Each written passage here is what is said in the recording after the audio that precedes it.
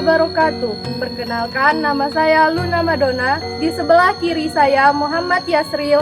Di sebelah kanan saya ada Jabaromen, Lia Febrianti, dan Iqbal. Di sini kami akan menampilkan sebuah storytelling yang berjudul Asal Usul Danau Toba. Selamat menyaksikan.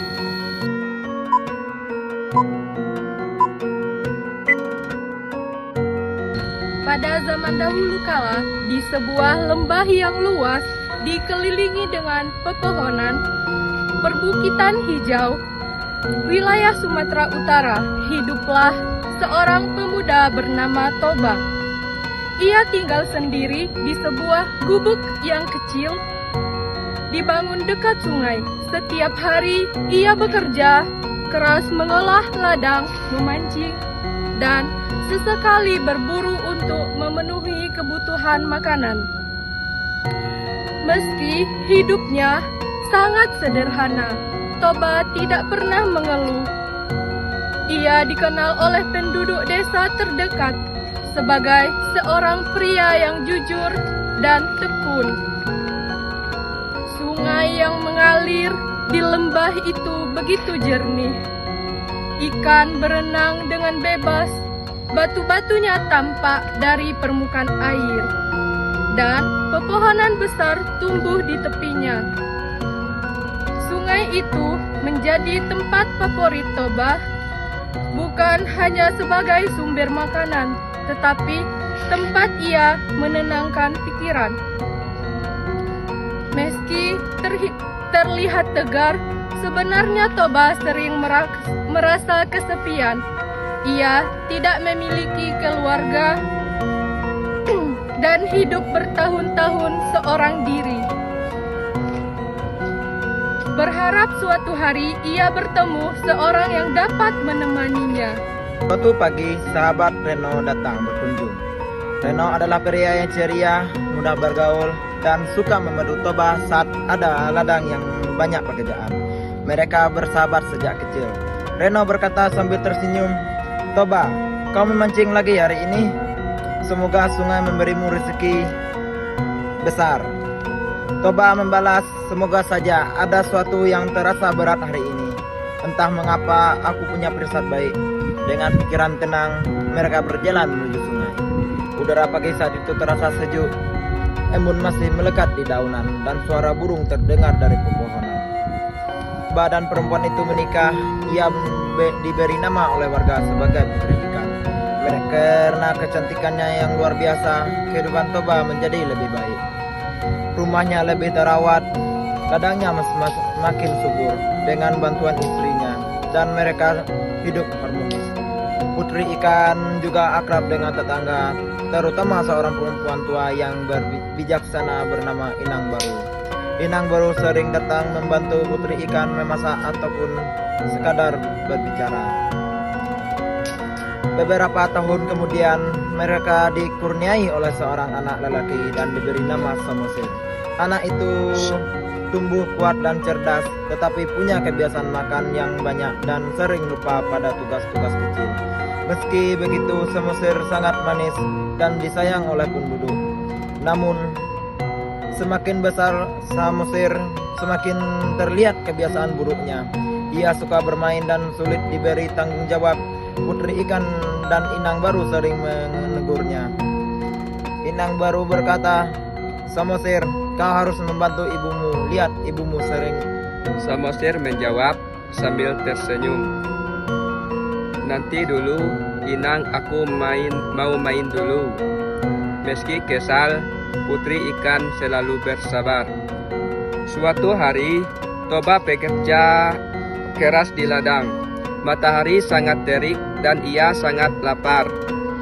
Putri Ikan pun memasakkan makanan dan menyuruh Samosir mengantarkan ke ladang. Putri Ikan berkata, "Samosir, tolong bawakan ini ke ayahmu. Ia pasti menunggu." Samosir menjawab, "Baik, Bu." Namun di tengah perjalanan, ia bertemu Rano yang sedang memperbaiki jaring pancing. Rano berkata, Samosir, ayo bantu aku sebentar." Tanpa berpikir panjang, Samosir lupa tugasnya dan bermain dengan Rano. Sementara itu, Toba menunggu dengan perut lapar dan emosi yang mulai naik.